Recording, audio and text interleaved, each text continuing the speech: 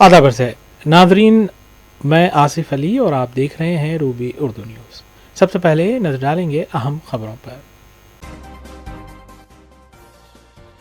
Budget इजलास के चौथे रोज़ भी असम्बली की कार्रवाई जारी। वक्फ़े सवालात में एमआईएम के सवालात शामिल ना करने पर मजलिस का वाकआउट। असम्बली कोई गांधी भवन नहीं है, कायदे मजलिस का रिमार्क।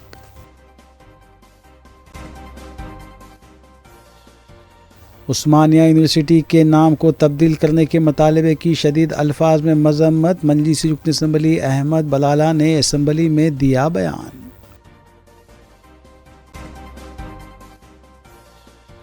ऐवान में पेश किए गए बिलों की चीफ मिनिस्टर ने हिमायत करते हुए तकरीर की। पोट्टी श्री रामुलु यूनिवर्सिटी को प्रताप रेड्डी के नाम से तब्दील करने की मदाफियत।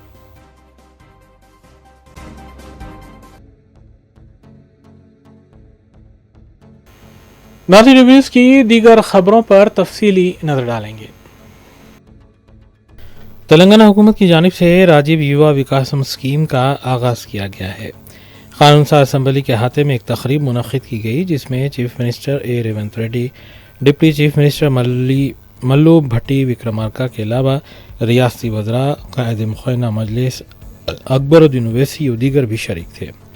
इस तकरीब से अकबरुद्दीन ओवैसी ने खिताब करते हुए हुकूमत से मुतालबा किया कि मुसलमानों को आबादी के हिसाब से स्कीम के फ़वाइद दिए जाएँ। वाज़ेह है कि राजीव युवा विकासम स्कीम के तहत खुद रोज़गार के लिए 1 लाख रुपए, 2 लाख रुपए और 3 लाख रुपए ख़र्च दिया जा रहा है। इसी तर्ज पर 1 लाख रुपए में 80% सब्सिडी, 2 लाख रुपए में 70% सब्सिडी और 3 लाख में 60% सब्सिडी दी जाएगी। रियासत तेलंगाना के नौजवानों की तरफ से और बिलखुसूस माइनॉरिटीज़ व मुस्लिम नौजवानों की तरफ से मैं हुकूमत का और चीफ मिनिस्टर साहब का और डिप्टी चीफ मिनिस्टर और सारे वज़रा का और कांग्रेस के सारे कायदीन को मुबारकबाद देता हूँ कि आज आप राजीव युवा जो स्कीम है नौजवानों को रोज़गार देने के लिए युवा विकासम की, इसके लिए मुबारकबाद देता हूँ।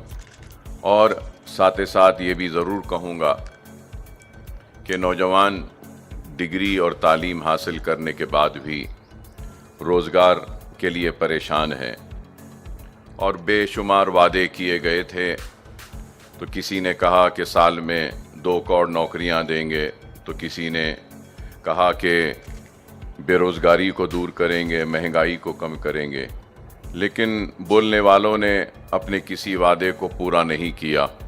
लेकिन रेवंत रेड्डी साहब की हुकूमत आज आहिस्ता ही सही अपने किए गए वादों को पूरा करने की कोशिश कर रही है और उसी कोशिश का एक हिस्सा युवा विकासम, राजीव युवा विकासम की स्कीम का आगाज़ होने जा रहा है, जिसके लिए मैं अपनी जानिब से, अपनी पार्टी की जानिब से और अपने पार्टी के सदर हैदराबाद के रुकन पार्लियामेंट नक़ीब मिल्लत बैरिस्टर असदुद्दीन ओवैसी साहब की जानिब से हुकूमत को और बिलखुसूस चीफ मिनिस्टर साहब को, डिप्टी चीफ मिनिस्टर और वज़रा को मुबारकबाद देता हूँ। और ये उम्मीद करता हूँ कि ये स्कीम में मुसलमानों को भी बराबर का हिस्सा दिया जाएगा, क्योंकि ये बात इसलिए मैं कह रहा हूँ कि आपने हालिया अरसे में कास्ट सर्वे भी करवाया और मुसलमानों की सारी पसमानदगी आपके सामने है। तो मैं उम्मीद करूँगा कि ये स्कीम में एक आबादी के हिसाब से मुस्लिम डोमिनेटेड डिस्ट्रिक्ट्स में सारे मुसलमानों को और बिलखुसूस माइनॉरिटीज़ को भी बराबर का हिस्सा मिलना चाहिए, क्योंकि हर वक्त हुआ ये कि नाइंसाफ़ी हुई, चाहे 2 बेडरूम हो और जिस ज़माने में पट्टे भी दिए जाते थे, बेघरों को ज़मीन दी जाती थी और घर दिया जाता था, तो उस वक्त भी नाइंसाफ़ी हुई और परसेंटेज 1 या 2% ही मुसलमानों का रहता था। तो हमने नुमाइंदगी की असेंबली और अर्बन और रूरल एरियाज़ में आबादी के हिसाब से 10% और 20% एलोकेशंस कैसा भी मुसलमान और माइनॉरिटीज़ को होने का एक जियो निकाला था।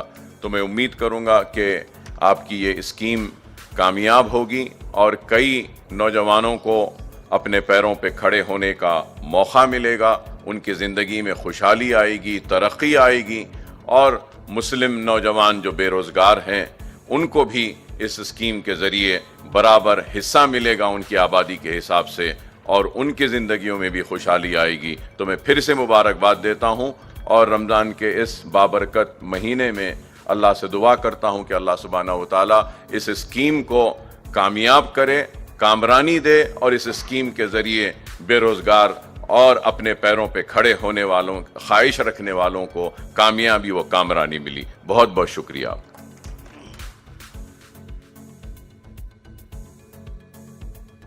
सदर मजलिस में रुकने पार्लियामेंट हैदराबाद बैरिस्टर असदुद्दीन अवैसी ने कहा है कि नरेंद्र मोदी हुकूमत वक्फ बिल को कानून बनाने की जो कोशिश कर रही है, इसका मकसद सिर्फ मुल्क के अमन व अमान को ख़राब करना है। दिल्ली के जंतर मंतर पर वक्फ बिल के खिलाफ all India Muslim personal law board के धरने से खिताब करते हुए बैरिस्टर अवैसी ने कहा कि वज़ीर-ए-आज़म का यही मकसद है कि मंदिर और मस्जिद के नाम पर अवाम लड़ते रहें। इस बिल का मकसद ये नहीं है कि वक्फ की जायदादों को मजबूत किया जाए या उनकी हिफाजत की जाए, बल्कि वक्फ की जायदादों को ख़त्म किया जाए। सदर मजलिस ने मुख्तलिफ इलाक़ों की वक्फ की जायदादों का हवाला दिया। उन्होंने कहा कि इस बिल के ज़रिए वक्फ जायदादों को ख़त्म करने की कोशिश की जाएगी। सदर मजलिस ने वक्फ बिल की खामियों की भी निशानदही की। ये हिंदुस्तान के मुसलमानों से उनकी मजहबी शिनाख्त छीनना चाहते हैं। रहमानिर्रहीम, अस्सलाम वालेकुम व रहमतुल्लाहि व बरकातहू। सदर मोहतरम all India Muslim personal law board हज़रत मौलाना खालिद सैफुल्लाह रहमानी साहब शह नशीन व तशरीफ़ फरमा, कौम और मिल्लत के तंजीमों के ज़िम्मेदारान, मेरे साथी अरकान पार्लिमान, दीगर सियासी पार्टी के ज़िम्मेदार, मोअज़्ज़िज़ हाज़रीन इकराम, बुज़ुर्गान कौम और मिल्लत, मैं सिर्फ आपके सामने ये अर्ज़ करना चाह रहा हूँ कि नरेंद्र मोदी की हुकूमत वक्फ बिल को लाकर क़ानून बनाने की जो कोशिशें कर रही है, उनका मकसद एक ही है। वज़ीर आज़म का मकसद एक ही है कि मस्जिद और मंदिर के नाम पर आवाम हमेशा लड़ते रहे और उस बिल का मकसद ये नहीं है कि वक्फ की जायदादों को मजबूत किया जाए। आप ख़ुद अंदाज़ा लगाइए कि हिंदू धर्म के एक बहुत बड़े ज्यूरिस्ट हैं B.K. मुखर्जी की किताब में लिखा गया कि हिंदू धर्म में बाय कस्टम बाय यूसेज वो मंदिर की जायदाद बन सकती है। तो नरेंद्र मोदी वक्फ बाय यूज़र को इस तरह से ख़त्म कर रहे हैं कि अगर कोई डिस्प्यूट होगा या गवर्नमेंट प्रॉपर्टी होगी तो वक्फ बाय यूज़र नहीं रहेगा।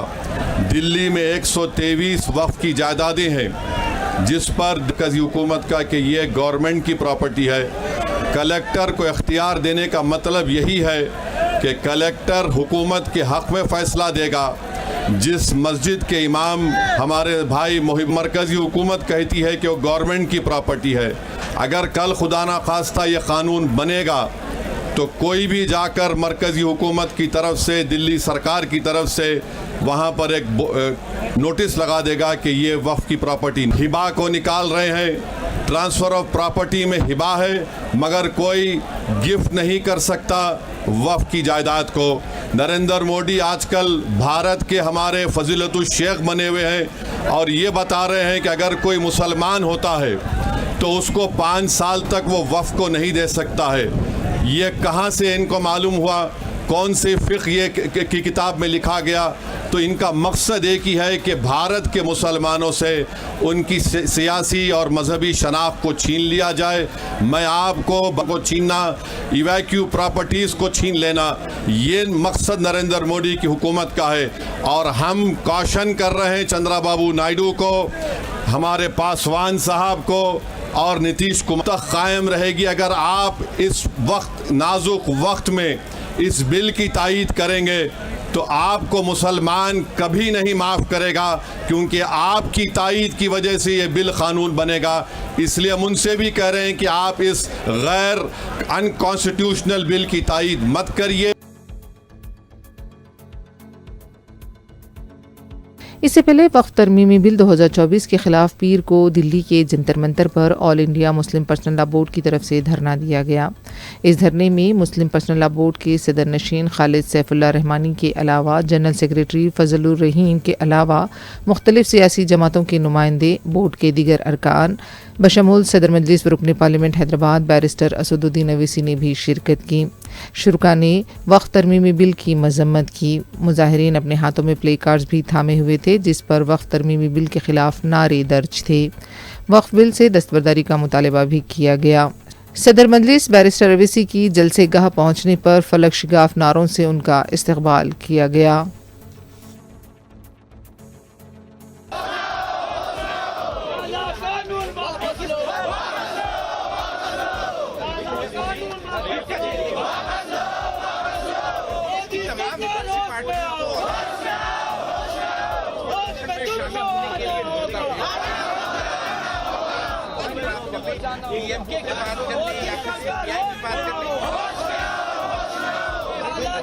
शामिल है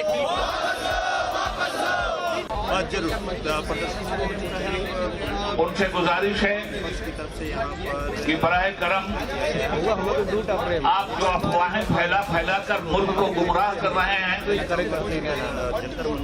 और हिंदुस्तान भर के लोगों को भ्रमित कर रहे हैं, आप अपने पेशे के साथ नमक हलाली नहीं कर रहे।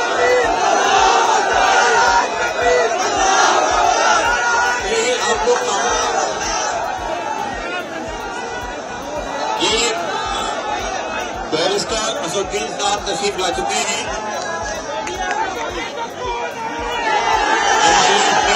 नेशनल प्रेसिडेंट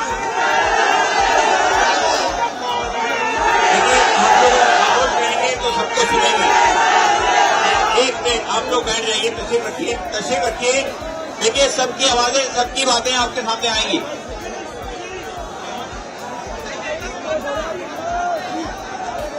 एनसीपी की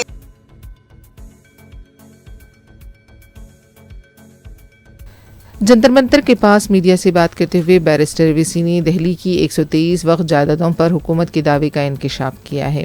बैरिस्टर अवैसी का कहना था कि हिंदू सिख मजहब में दूसरे मजहब का शख्स रुकन नहीं बन सकता, लेकिन वक्फ बोर्ड में दूसरे मजहब के शख्स को रुकन बनाने की कोशिश की जा रही है।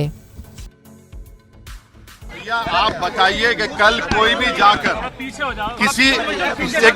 कल कोई भी जाकर कह देगा कि मस्जिद नहीं है और कलेक्टर बोल देगा कि इंक्वायरी, और जब इंक्वायरी कलेक्टर ऑर्डर करेगा इस बिल के कानून के तहत, इस बिल के तहत, तो जब तक कलेक्टर की इंक्वायरी नहीं होती वक्फ की प्रॉपर्टी नहीं रहेगी।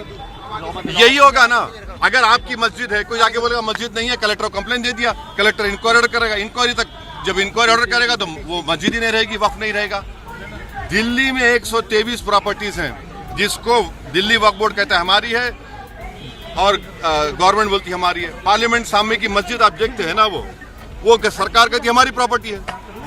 कल कलेक्टर ऑर्डर करेगा और नोटिस लगा देगा गवर्नमेंट प्रॉपर्टी। वही तो कर रहे हैं। और हिंदू धर्म में, सिखों के धर्म में, जैन धर्म में, बौद्ध धर्म में उनके जो मजहबी बोर्ड्स हैं उसमें तो कोई उन्हीं का मजहब का नहीं बन सकता है। यहाँ पर आप कैसे बना रहे हैं फिर, और ज्यादा बना सकते हैं क्या? इससे वक्फ को बचाने का कोई ताल्लुक नहीं है। क्या इससे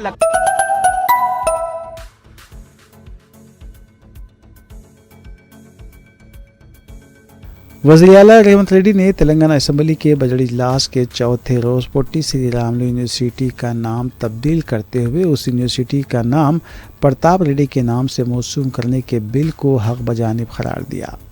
उन्होंने कहा कि रियासत की तकसीम के बाद मुत्तहिदा रियासत में क़ायम किए गए यूनिवर्सिटीज़ के नाम की तब्दीली इसलिए नागज़ीर हुई क्योंकि तेलंगाना में मौजूद यूनिवर्सिटीज़ में NTR, YS राजशेखर रेड्डी, श्रीराम के नाम से आंध्र प्रदेश में क़ायम करदा यूनिवर्सिटियों के नाम उन अजीम शख्सियतों के नाम से मौसूम किए गए हैं। इसलिए तेलंगाना में भी नाम तब्दील करते हुए कोंडा लक्ष्मण बापूजी, प्रोफेसर जयशंकर और प्रताप रेड्डी के नाम से तेलुगु यूनिवर्सिटीज़ का नाम तब्दील किया गया। उन्होंने इस बात का ऐलान किया कि बेगमपेट के दवाखाने को साबिक़ वज़ीर आला के रोशैया के नाम से मौसूम किया जाएगा और रोशैया का मुजस्सिमा भी नस्ब किया जाएगा। उन्होंने बीजेपी की जानिब से तेलुगु यूनिवर्सिटी के नाम की तब्दीली की मुखालिफत को बेमाने करार देते हुए बताया कि अहमदाबाद में सरदार पटेल स्टेडियम का नाम तब्दील करते हुए वज़ीर आज़म नरेंद्र मोदी के नाम से मौसूम किया गया है। తెలంగాణ రాష్ట్రంలో ఉన్న యూనివర్సిటీకి సురవరం ప్రతాప్ రెడ్డి గారి పేరును పెట్టుకోవడం జరిగింది. ఇది ఒక వ్యక్తి కోసమో ఒక కులం కోసమో ఒక కుటుంబం కోసమో ప్రభుత్వం తీసుకున్న నిర్ణయం కాదు అధ్యక్ష. పొట్టి శ్రీరాములు తెలుగు యూనివర్సిటీ ఆంధ్రప్రదేశ్లో కొనసాగుతుంది. ఇది ఆంధ్రప్రదేశ్ రాష్ట్రంలో మంజూరైన యూనివర్సిటీ. ఆంధ్రప్రదేశ్లో కొనసాగుతున్న తెలుగు యూనివర్సిటీకి పొట్టి శ్రీరాములు గారి పేరు కొనసాగుతుంది. తెలంగాణలో ఉన్న యూనివర్సిటీకి ఈ 4 యూనివర్సిటీల పేర్లు ఏ విధంగా అయితే మనం నామకరణం చేసుకొని ఇక్కడున్న ఈ ప్రాంతంలో నిర్వహించే యూనివర్సిటీలకు కొత్త నామకరణం ఎట్లయితే చేసుకున్నామో ఈనాడు తెలంగాణ రాష్ట్ర ప్రభుత్వం తెలుగు యూనివర్సిటీ కూడా సురవరం ప్రతాప్ రెడ్డి గారి పేరు పెట్టుకోవడం జరిగింది. సురవరం ప్రతాప్ రెడ్డి గారి సేవల పట్ల వారు తెలంగాణ రాష్ట్రానికి సాయుధ రైతాంగ పోరాటానికి లేకపోతే నిజాంలకు వ్యతిరేకంగా వారు ఆనాడు గొప్ప కవులను తెలంగాణ ప్రాంతానికి అసలు భాషనే లేదు అన్న సందర్భంలో 354 మంది కవులను సమావేశాన్ని ఏర్పాటు చేసి దాని ఒక గ్రంథంగా తీసి కోల్కొండ పత్రికను వారు ప్రారంభించి తెలంగాణ ఉద్యమాన్ని ఆనాడు నిజాంకు వ్యతిరేకంగా చేసిన పోరాటాల్లో వారు ముందు భాగాన నిలబడి ముందుకు నడిపించారు అధ్యక్ష. అయితే ఈరోజు ఇదే కాదు అధ్యక్ష, ఇంకా 2-3 విషయాలు. ఇప్పుడు ఏపీఎస్ఆర్టీసీ ఉంది. ఏపీఎస్ఆర్టీసీ ఆంధ్రప్రదేశ్ అనుకుపోయింది. తెలంగాణ రాష్ట్రం ఏర్పడ్డ తర్వాత రోడ్డు రవాణా సంస్థను టీజీఎస్ఆర్టీసీగా మనం పేరు మార్చుకున్నాం అధ్యక్ష. అదేవిధంగా ఏపీఐఐసి ఆంధ్రప్రదేశ్ ఇండస్ట్రియల్ ఇన్ఫ్రాస్ట్రక్చర్ కార్పొరేషన్ని అది ఆంధ్రప్రదేశ్కి వెళ్ళిపోయింది. తెలంగాణ రాష్ట్రం టీజీఐఐసి కింద తెలంగాణ ఇండస్ట్రియల్ ఇన్ఫ్రాస్ట్రక్చర్ కార్పొరేషన్ కింద మనం పేరు మార్చుకున్నాం అధ్యక్ష. అదేవిధంగా ఈరోజు మనము public service commission APPSC Andhra Pradesh public service కమిషన్ని Telangana public service కమిషన్గా మనం పేరు మార్చుకున్నాం అధ్యక్ష. ఇవన్నీ తెలంగాణ రాష్ట్రం ఏర్పడి తెలంగాణ రాష్ట్రం యొక్క మనుగడను మనం ఉనికిలోకి తీసుకొచ్చిన తర్వాత మన రాష్ట్రానికి వచ్చిన పరిపాలనలో భాగంగా వచ్చిన యూనివర్సిటీలు కావచ్చు, సంస్థలు కావచ్చు, తెలంగాణ రాష్ట్రానికి ప్రత్యేకంగా గుర్తింపు ఉండాలి. యూనివర్సిటీలకు ప్రత్యేక నామకరణం ఉండాలి. ఒకే పేరు మీద 2 ప్రాంతాలలో యూనివర్సిటీలు ఉంటే గందరగోళం వస్తుంది అధ్యక్ష పరిపాలనలో.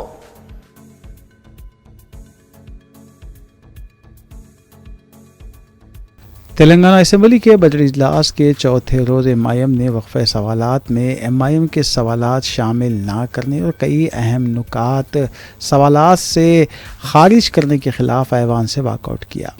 मजलिसी फ्लोर लीडर अकबरुद्दीन ओवैसी ने कहा कि ये गांधी भवन नहीं है बल्कि असेंबली है।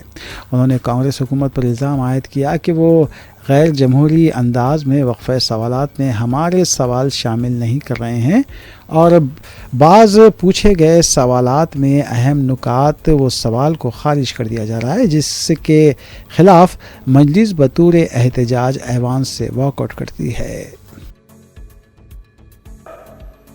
Why by several factors, sir. Subsequently, the then AP government, led by Congress, issued a GOMS 30 on 25th August 1994 for induction of 14 caste categories, including Muslims, in the list of backward classes. However, the GO was challenged in AP High Court, and a full bench injuncted the state not to give effect to the GO till the AP Backward Classes Commission submits its report, sir. The state government then had constituted a backward class commission under the chairmanship of retired K.S. Puttasamy, sir, in 1994.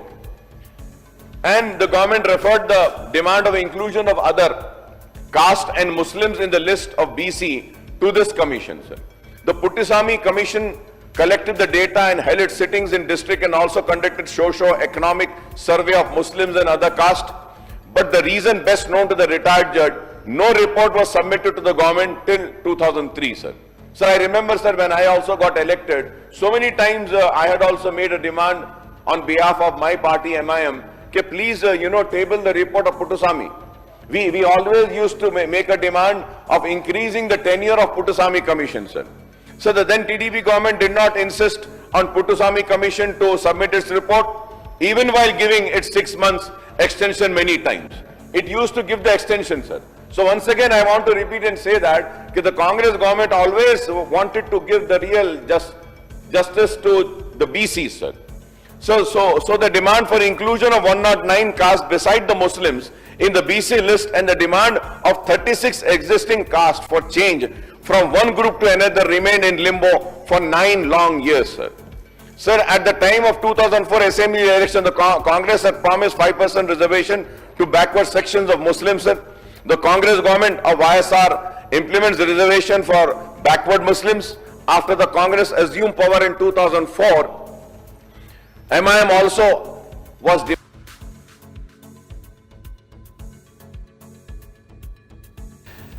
मजलिस रुकन assembly Ahmad Balala ने assembly के budget इजलास में BJP floor leader Maheshwar Reddy की जानिब से putty Shri Ramulu university के नाम की तब्दीली की मुखालिफत करते हुए उस्मानिया यूनिवर्सिटी के नाम को तब्दील करने के मुतालबे पर बरहमी का इजहार किया और कहा कि बीजेपी कायद को शर्म नहीं है जो इस तरह का मुतालबा कर रहे हैं। उन्होंने बताया कि 7वें निज़ाम मीर उस्मान अली ख़ान सिर्फ निज़ाम दक्कन ही नहीं थे बल्कि उन्हें आज़ाद हिंदुस्तान के पहले गवर्नर होने का भी एजाज़ हासिल है, जिस पर BJP floor leader Maheshwar Reddy ने अहमद बलाला के उनके ख़िलाफ़ किए गए रिमार्क्स पर रिकॉर्ड्स को खारिज करने का मुतालबा किया। से एक पेश किया गया कि फलानी जगह का नाम वो चेंज करने के लिए चरलापल्ली स्टेशन का, चरलापल्ली हब का, बजाय उसके ऊपर बात करने के लिए आज से यहाँ पर हाउस में ज़रा एहसास नाम की, शर्म नाम की चीज़ नहीं है। ना सिर्फ उस्मान अली पाशा निज़ाम थे बल्कि पहले राज प्रमुख थे इस आंध्र प्रदेश के। He was the first governor of the Andhra Pradesh. उसके बावजूद भी first governor of independent India, Indian state Andhra Pradesh के होने के बावजूद भी उनका नाम से इतनी तकलीफ है, तो ये लोग हिंदुस्तान के बारे में इनका ताल्लुक क्या है, क्या सोच सकते हैं, वो आपके सामने है। मैं आपसे गुजारिश कर रहा हूं कि हुकूमत ने जो पेशकश की है हम उसका सपोर्ट कर दें।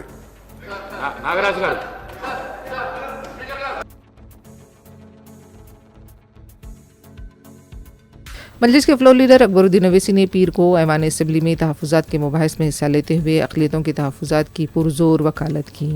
अकबर अवैसी ने बीजेपी को भी निशाना बनाते हुए कहा कि ये लोग मुल्क को कमज़ोर करना चाहते हैं। मुल्क से मोहब्बत का सबके सामने इजहार तो करते हैं लेकिन पीछे से ये लोग मुल्क को कमज़ोर कर रहे हैं। अकबरुद्दीन अवैसी ने तहफ़्फ़ुज़ात से मुताल्लिक़ आदाद व शुमार भी पेश किए। Sir, I would just like to mention is that, sir, before 11:30, you're finishing the question hour, sir. There were still 3 to 4 minutes there, sir. This is one thing, sir. Sir, the second thing, sir, you could have postponed the question. Straight away, if you go to 0 hour, that means that this question is deemed to be answered. Rest of the questions. Thirdly, sir, I give one question, and the question which I have asked is being deleted. It is not the exact question that I have asked, sir. Sir, I had asked for the details of the GOs and BROs issued from the December month, sir. Sir, वो question में से निकाल दिए, sir. ये कैसा है, sir? ये क्या ऐसा हाउस को रन करेंगे, सर? ये डेमोक्रेसी है, sir? Sir, at tomorrow, yesterday, sir. Yesterday at 9:30 we got the agenda, sir. 9:30, sir. Before 3 o'clock, 3 a.m. in the morning, we are getting the agenda. How do we prepare, sir? And earlier, sir, there was a precedent and a parliamentary practice which this house had. All the floor leaders used to be provided with the answers of the questions which comes every day, sir. Ab aaj they are saying, sir, they will not give us the answer unless and until the Honorable Speaker reads the question, sir. Sir, I really fail to understand, sir, why this new practices. Congress is in power for so many years. 5-6 terms, sir, I have been here. Question के answer देते, sir, ऐसा करे तो कैसा, सब आप बताइए, sir. Sir अब हम रमजान में रोजा रहते हुए पानी नहीं पीते, हम कुछ नहीं, उठ के आके पूरा प्रिपेयर करके, नहीं भाई हमारा रिलीजन, हमारा बिलीफ, हमारा रोजा हमारा पर्सनल थिंग है, काम है बोलकर आ रहे, उसके बाद भी ऐसा करे तो कैसा सर? फिर आप माइक भी नहीं दे रहे सर। अगर ऐसा करना है बोले तो सर ठीक है सर, हम अंडर प्रोटेस्ट कि this government is really failing to conduct the house and stopping the questions, changing the questions, not giving the answers, and really killing the democracy and this house, sir, on the protest of this, sir. और इसके एहतजाज में हम समझते हैं कि ठीक है सर, हम वॉकआउट करते हैं सर। आप ये जरूर बोलूंगा सर कि ये गांधी भवन नहीं है, ये असेंबली है, असेंबली की तरह चलाइए, गांधी भवन को गांधी भवन की तरह चलाइए।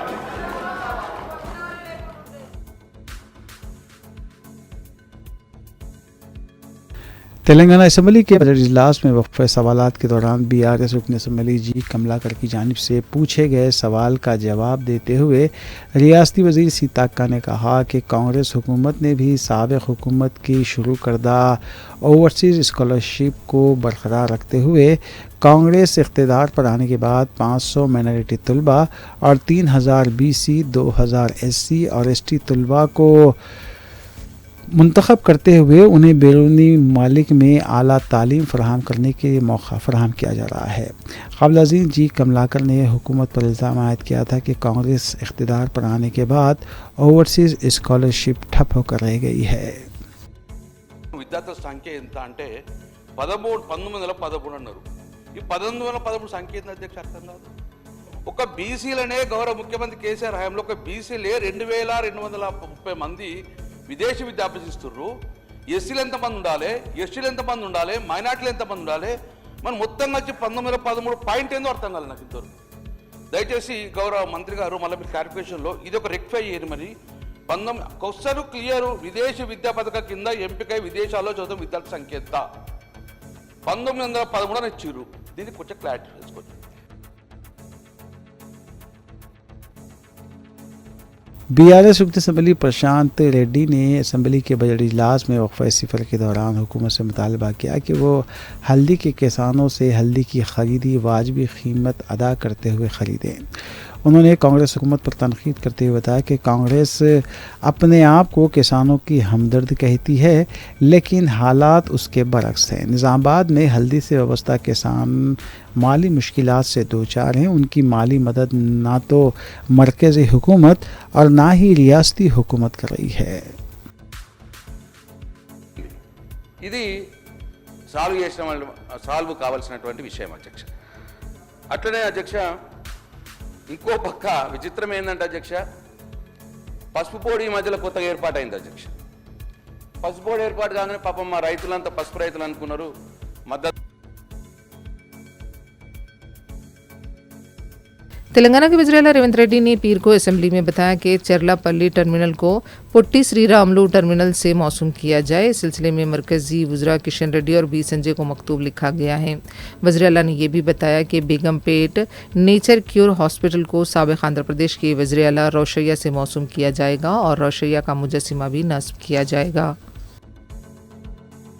యూనివర్సిటీలు కానీ ఒకే పేరు మీద సంస్థలు ఉండడం వల్ల పరిపాలనాపరమైన సమస్యలు ఉత్పన్నమయ్యే అవకాశం ఉంది. ఆ సమస్యల్ని పరిష్కరించడం కోసమే తెలంగాణ రాష్ట్రంలో నిర్వహిస్తున్న యూనివర్సిటీలకు కానీ సంస్థలకు కానీ తెలంగాణకు సంబంధించిన పేర్లు పెడుతున్నాము. అదేవిధంగా పొట్టి శ్రీరాములు గారి పట్ల కానీ, పెద్దలు మాజీ ముఖ్యమంత్రి మాజీ గవర్నర్ రోసయ్య గారి పట్ల కానీ, ఆర్యవైశ్య సమాజం పట్ల కానీ ఈ ప్రభుత్వానికి అపారమైన గౌరవము, నమ్మకము, విశ్వాసం ఉన్నది. అందుకే ఈ సభ ద్వారా తమరి అనుమతి ద్వారా ఈ మధ్యలోనే నరేంద్ర మోడీ గారు మేమందరం కలిసి చర్లపల్లి రైల్వే స్టేషన్ను పెద్ద ఒక హబ్ను ప్రారంభించుకున్నాం అధ్యక్ష. సికింద్రాబాదు, కాచిగూడ, నాంపల్లి రైల్వే స్టేషన్ల కంటే కూడా ఒక పెద్ద చర్లపల్లిలో ఒక పెద్ద రైల్వే జంక్షన్, రైల్వే స్టేషన్ని ప్రారంభించుకున్నాం అధ్యక్ష. నేను కేంద్ర ప్రభుత్వానికి, కిషన్ రెడ్డి గారికి, పెద్దలు బండి సంజయ్ గారికి లేఖ రాయబోతున్నా. ఆ చల్లపల్లి టర్మినల్కి పొట్టి శ్రీరాములు గారి పేరు పెట్టుకొని వారికి దేశం పట్ల ఉన్న భక్తి, దేశం కోసం వారు చేసిన త్యాగాలను గుర్తు చేసుకుందాం. తెలంగాణ హైదరాబాద్ నగరంలో పొట్టి శ్రీరాములు పేరు ఆ చెర్లపల్లి టెర్మినల్ మనం పెట్టుకుందాం. కిషన్ రెడ్డి గారిని, బండి సంజయ్ గారిని నేను విజ్ఞప్తి చేస్తున్నా, కేంద్ర ప్రభుత్వం నుంచి అనుమతి తీసుకొచ్చి చెర్లపల్లి రైల్వే టెర్మినల్కి మనం పొట్టి శ్రీరాములు గారి పేరు పెట్టుకుందాం అధ్యక్ష. అదేవిధంగా నేను అధికారులకు ఆదేశాలు ఇస్తున్నా, మనకు బల్కంపేట్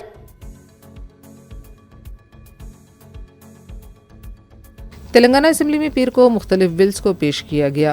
रियासती वजीर दामोदर राज नरसिम्हा ने Telangana schedule caste rationalisation reservation bill 2025 पेश किया। बीसी वेलफेयर के वजीर पूनम प्रभाकर ने भी 2 बिल पेश किए। Telangana backward classes schedule caste और schedule tribe reservation seats in educational institution और अपॉइंटमेंट बिल को पेश किया गया। मेडिकल और on behalf of chief minister to introduce the Telangana Scheduled Caste Rationalization of Reservations Bill 2025. Minister Garu. Honorable Speaker, sir, on behalf of the Honorable Chief Minister, I beg to introduce the Telangana Scheduled Caste Rationalization of Reservations Bill 2025. The bill is introduced.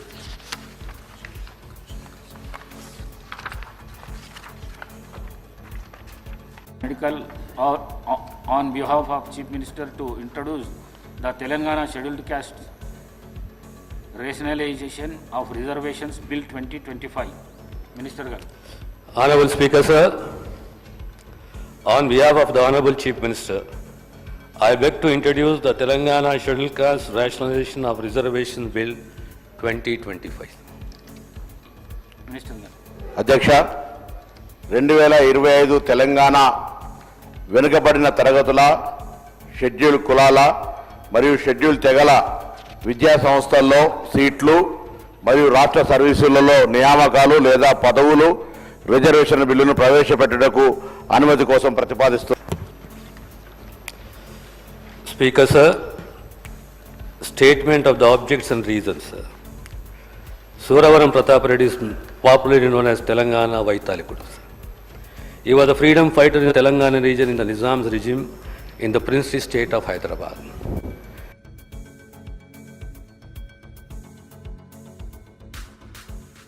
BRS party की रुकन council की कविता ने हुकूमत पर खवातीन से 10 ग्राम सोना देने के वादे से इनहिराफ का इल्ज़ाम लगाया। कौंसिल में कविता ने कहा कि खवातीन को 2500 रुपये माहाना देने का भी वादा किया गया था, लेकिन इस वादे को भी पूरा नहीं किया गया। कविता ने कहा कि रियासत की 51% आबादी खवातीन पर मुश्तमिल है और जब भी असेंबली इंतखाबात होंगे खवातीन कांग्रेस हुकूमत को सबक सिखाएंगी। ఇప్పుడు ఎన్నికల సందర్భంలో ఇప్పుడున్నటువంటి ప్రభుత్వ పెద్దలందరూ కూడా కలిసి ₹1,00,000 సరిపోదు, దాంతోపాటు ఒక తులం బంగారం కూడా కలిపి మీకు ఇస్తాం కళ్యాణ లక్ష్మి పథకం కింద అని చెప్పారు అధ్యక్ష. కళ్యాణ మస్తు అని పేరు పెట్టి ఈ పథకాన్ని ఇస్తానని చెప్పి కూడా చెప్పడం జరిగింది అధ్యక్ష.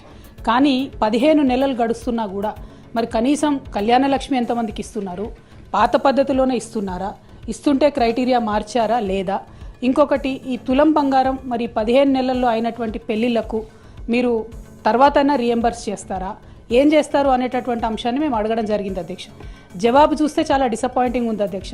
కళ్యాణ మస్తు పథకాన్ని కన్సిడర్ చేస్తున్నారా అంటే సింపుల్గా సాఫ్ సీదా కన్సిడర్ చేస్తలేము అని చెప్పి ఆన్సర్ ఇవ్వడం జరిగింది అధ్యక్ష. అంటే మీరు ఎన్నికల ముందు మహిళలకు తులం బంగారం ఇస్తామని చెప్పి మభ్యపెట్టినామని చెప్పి వాళ్ళ కౌన్సిల్లో ఇచ్చినటువంటి సమాధానం వల్ల ప్రభుత్వం మళ్ళొకసారి నిరూపించుకుందని చెప్పి మేము భావిస్తూ ఉన్నాం అధ్యక్ష. మరి ఇట్లా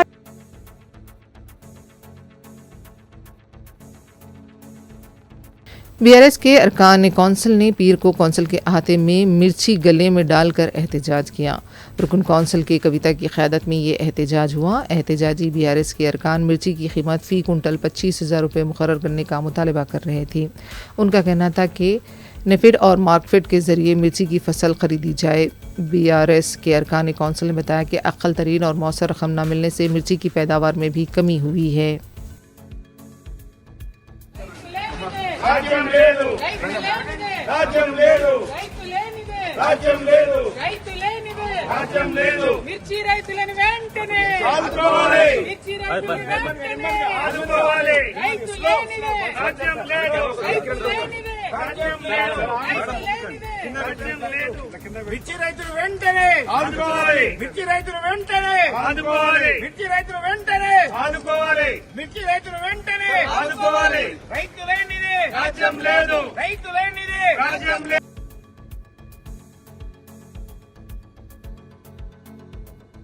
कांग्रेस से मुअत्तल किए गए रुकन कौंसिल 3 मार मल्लाना ने पीर को साबिक वजीर और बीआरएस के कारगुजार सदर KTR और साबिक वजीर हरीश राव से मुलाकात की। 3 मार मल्लाना ने BC रिजर्वेशन बिल पर बीआरएस लीडर्स के साथ तबादले ख्याल किया।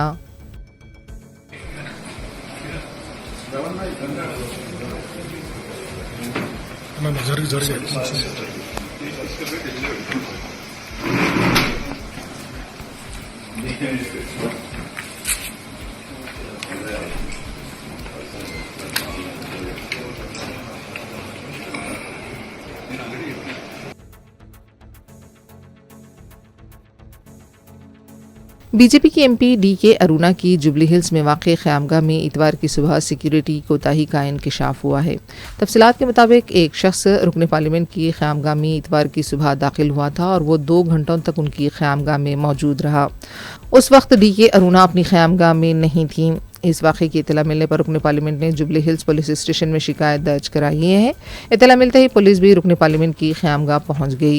इत्तला मिली है कि रेवंत रेड्डी ने भी DK अरुणा से फ़ोन पर बातचीत की है।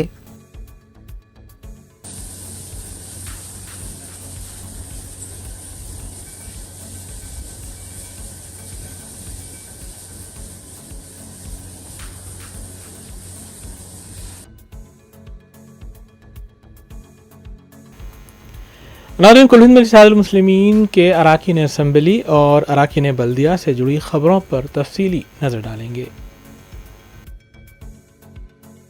सदर मजलिस रुकन पार्लिमान हैदराबाद बैरिस्टर असदुद्दीन ओवैसी ने 14 रमज़ान हफ्ते को राजनगर MIM लीडर मोहम्मद मुर्तज़ा अली की जानिब से मुनक़िदा दावत इफ्तार में मेहमान ख़ुसूसी की हैसियत से शिरकत की। इस दावत इफ्तार में मजलिसी रुकन खानसास कौंसल मिर्ज़ा रहमत बेग, सुलेमान नगर डिवीज़न कॉरपोरेटर मोहम्मद नवाजुद्दीन अहमद के अलावा दीगर सरगर्म मजलिसी कारकुनान भी मौजूद थे। इस दावत इफ्तार में रोज़ेदारों की कसीर तादाद ने शिरकत की। इस्तेमाल करते हैं जनाब असदुद्दीन ओवैसी साहब का, जो हमारी इफ्तार पार्टी में आकर हमारी इफ्तार पार्टी को कामयाब करें, और हमारे MLC साहब जनाब मिर्जा रहमत बेग साहब की तशरीफ ला लें।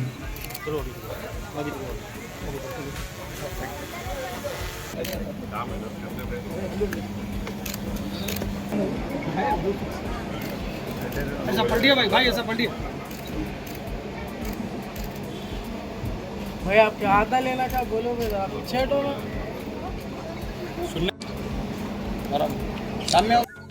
ये साल भी इफ्तार करें हम, लेकिन गंगा जमुना इफ्तार रहता हमारा। ये इफ्तार में असद ओवैसी साहब आके, असद ओवैसी साहब भी जो सो सबकी हिम्मत बढ़ाए हर पब्लिक की, इसके लिए बहुत बहुत शुक्रिया हमारे सदर साहब का, हमारे उनको बहुत बहुत मुबारक हम भी अदा करते हैं। और उसके साथ ही हमारे सब जितने भी दावत में आए सब भाइयों का, और हमारे मीडिया भाई जितने भी हैं, और हमारे पुलिस वाले भाया जो भी है, दोस्त साहबाब, हर किसी को मेरे तरफ से बहुत दिलो जहां से मुबारकबाद देता हूं। रूबी न्यूज़ की जराइम से जुड़ी खबरों पर तफसीली नजर डालेंगे। भैंसा के तानूर मंडल में तहसीलदार दफ्तर के एक मुलाजिम को ज़दोकोब किया गया। तफसीलात के मुताबिक जूनियर असिस्टेंट अब्दुल वकील दस्तावेज़ात लेकर बोरगांव जा रहे थे। जाफरानी तंजीम के कारकुनों ने उन्हें रोक लिया। अब्दुल वकील पर यह इल्ज़ाम लगाया गया कि जाफरानी कपड़े की उन्होंने तौहीन की है। अब्दुल वकील को शदीद ज़दोकोब किया गया। इस सिलसिले में उन्होंने पुलिस में शिकायत दर्ज कराई है और अशरार के खिलाफ कार्रवाई का मुतालबा किया है। चलो बोलो जी पहले। तुम्हें कौन कौन मारे बोलो? कौन मारे? चलो चलो क्या अरे వేరే రోడ్ గాడి ఏం గాడతా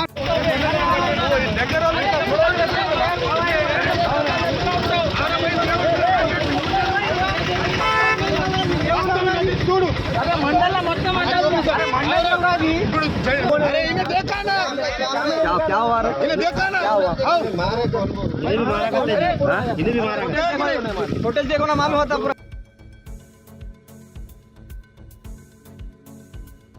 जुबली हिल्स में पीर की सुबह कार मेट्रो के पिलर से टकरा गई। बताया जाता है कि कार जुबली हिल्स से कृष्णा नगर जा रही थी। ये हादसा पेश आया।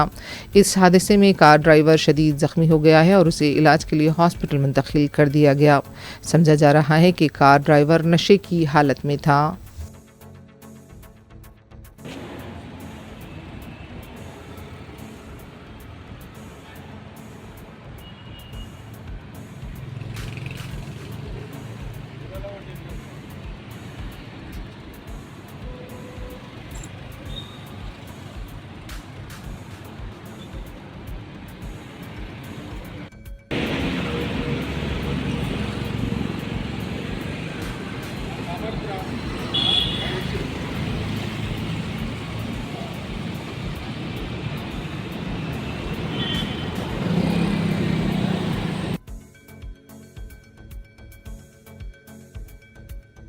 आंध्र प्रदेश विशाखापट्टनम के अंकापल्ली में मालबर्दा ट्रेन ग्रेडर से टकरा गई।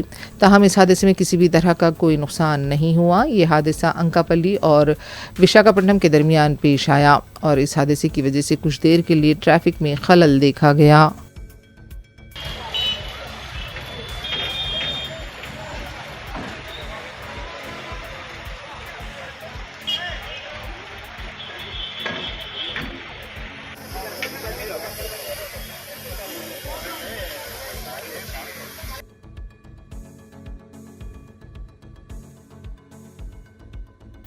बागर की बोली मीर चौक के रहने वाले शेख गौस उमर 16 साल जो जिस्मानी माजूर हैं और सही बातचीत तक नहीं कर सकते 11 फरवरी 2025 को सफ़ेद शर्ट और ब्लू जीन्स में फजर की नमाज के लिए अपने घर के करीब मस्जिद गए थे लेकिन वापस नहीं लौटे। इन्हें काफ़ी तलाश किया गया जिसके बाद 13 फरवरी 2025 को उनकी वालिदा तैयबा सुल्ताना ने मीर चौक पुलिस स्टेशन में तलाश गुमशुदगी के सिलसिले में रिपोर्ट भी दर्ज कराई है। शेख गौस के वालिदैन ने आवाम से भी अपील की है कि अगर शेख गौस उन्हें कहीं नज़र आते हैं तो फ़ोन नंबरात 9701016831 या फिर 7032271431 पर इत्तला दी जा सकती है।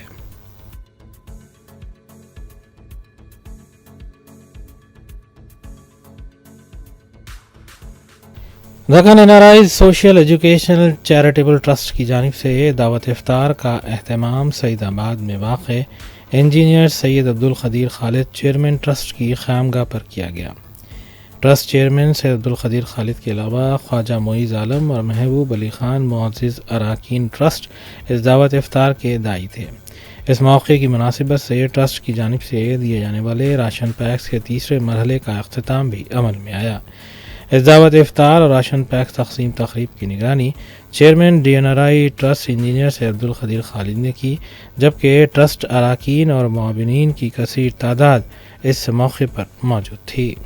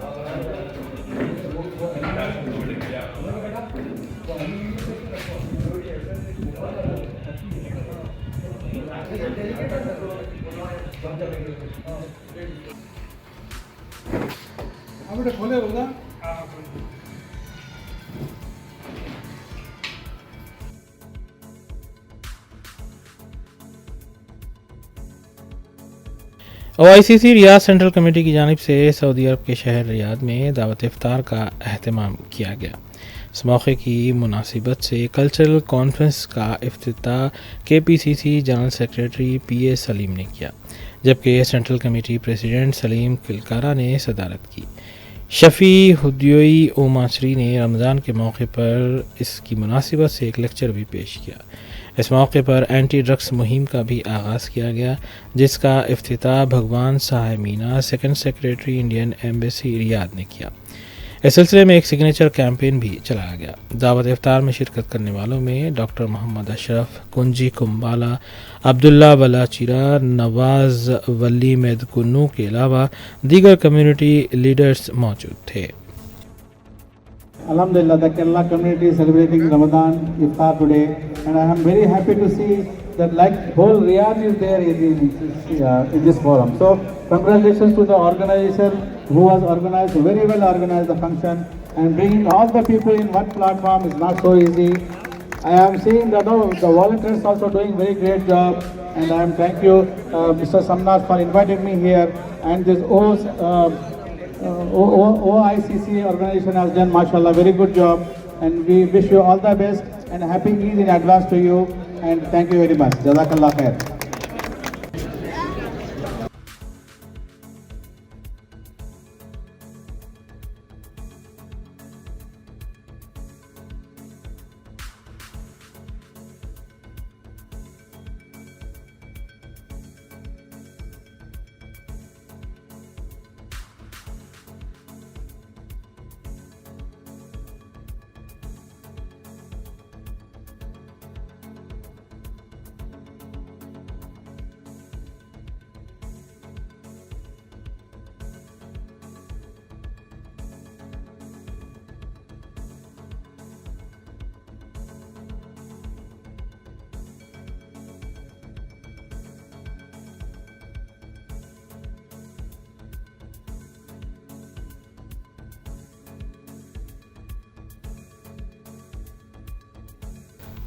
इंडियन सोशल क्लब से वाबस्ता दक्कनी विंग की जानिब से हर साल की तरह इस साल भी खलीजी मुल्क ओमान के शहर मस्कत में CBD इलाके में वाक़ क्लॉक टावर के करीब सालाना हैदराबादी कम्युनिटी इफ्तार का अहतमाम किया गया। तकरीबन 2 दहों से मुनक़्क़िद किए जा रहे इस कम्युनिटी इफ्तार में 5000 से ज़ायद अफराद ने शिरकत की। इफ्तार ऑर्गेनाइजिंग कमेटी हेड सुहेल खां के मुताबिक हैदराबाद कम्युनिटी की जानिब से शुरू की गई ये दावत इफ्तार आपसी मेल मिलाप और इत्तेहाद का पैगाम बन चुकी है। बाद इफ्तार इस वसी और ईज़ मकाम पर नमाज मगरिब का भी अहतमाम किया गया। को कन्वीनर कम्युनिटी इफ्तार मंसूर साबरी ने बताया कि मुख्तलिफ बैकग्राउंड्स के अफराद इफ्तार के लिए एक साथ जमा होते हैं, जो इस मुल्क की खूबसूरती और पोलैरिटी को ज़ाहिर करता है। ज़हीरुद्दीन हैदराबादी ओमानी और एडवाइज़र दक्कनी विंग ने बताया कि हैदराबाद अपनी मेहमान नवाजी के लिए मशहूर हैं और इस इफ्तार में उस झलक को वाज़ेह तौर पर देखा जा सकता है। समी हैदराबादी ओमानी ने कहा है कि इफ्तार सिर्फ खाने का नाम नहीं है, बल्कि ये इत्तेहाद और भाईचारे को आम करने का दर्स देता है। इस मौके पर वॉलंटियर्स की जानिब से की गई खिदमत की ज़बरदस्त सताइश की गई। इस मौके पर मंसूर साबरी, ज़हीरुद्दीन, डॉक्टर वासिफुद्दीन, समी अली, मोहम्मद फसीउद्दीन, अजीम शफ़ी, गफ़ार तुराबी, शहबाज अली, दाऊद खान, अहमद मसीउद्दीन, मोहम्मद आतिफ़ के अलावा दीगर कई कम्युनिटी अरकान मौजूद थे। इस मौके की मुनासिबत से स्पॉन्सर्स से भी हदीए तशक्कुर अदा किया गया।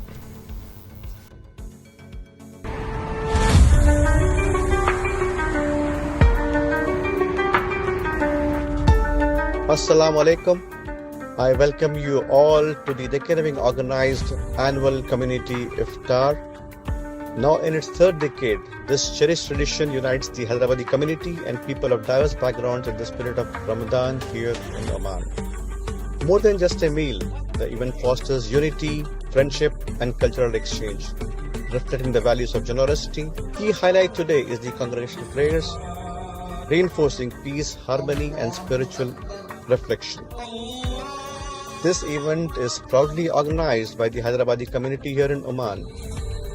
It's a collective effort by the community with dedicated volunteers ensuring a warm and welcoming gathering, and I hope you all have a very good time. I'm very thankful to the organizers of this Deccan Wing of Indian Social Club for having organized this iftar. I have been a regular attendee to this wonderful iftar. This is a good cause for the community to gather here and break the fast. I could witness that more than 2,000 people came for this community iftar. I sincerely, from the core of my heart, thank the organizers of this Deccan Wing and thank you very much and look forward to another iftar next year. Thank you very much. It has been a wonderful experience. This is my first time that I have attended an iftar, and just 2 years back only I came to Oman, and I really like this place so much. It's a beautiful place, and particularly today the iftar which I saw, it was so wonderful. I saw that more than 2,000 people coming together and opening their fast. So it was a wonderful experience staying with these people, and I pray to Allah that each and everybody whosoever came here received His blessing, and I pray inshallah it will. I'm under the auspices of the Indian Embassy. I think the Deccan Wing of the Indian Social Club is doing an extremely valuable and a good job bringing people together, 5,000, 6,000 people annually. And the holy month of Ramadan, the blessings, the environment is all superb. I think we really wish them more and more success. The entire team of the Deccan Wing, Mr. Suhail Khan and the Dr. Saab and rest of the team are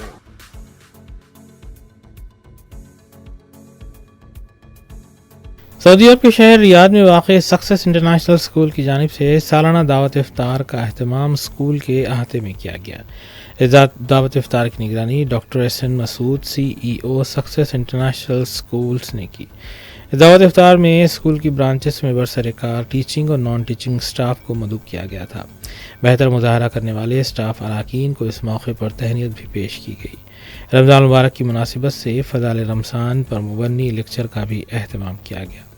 बाद इफ्तार शुरका के लिए पुरतकल्लुफ़ इशाइये का भी अहतमाम किया गया था।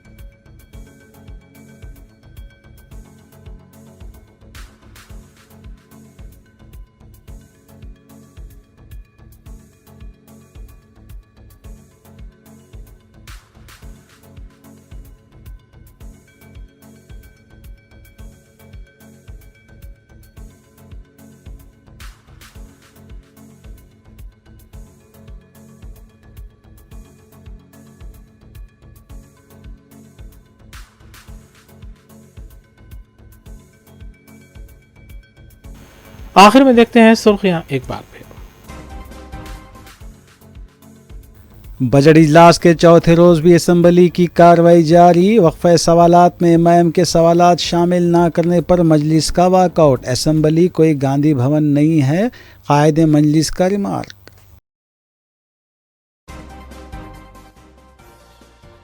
उस्मानिया university के नाम को तब्दील करने के मुतालबे की शदीद अल्फाज में मजम्मत। मजलिसी रुकन असम्बली अहमद बलाला ने असम्बली में दिया बयान।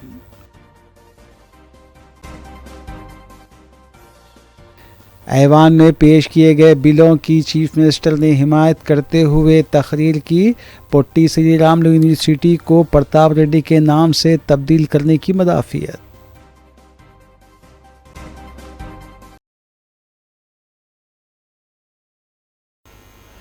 इसी के साथ रूबी न्यूज़ यहीं अख्तिताम पज़ीर होती हैं। रियासती, कौमी और बैनुल-अक़वामी ख़बरों के लिए देखते रहिए रूबी न्यूज़।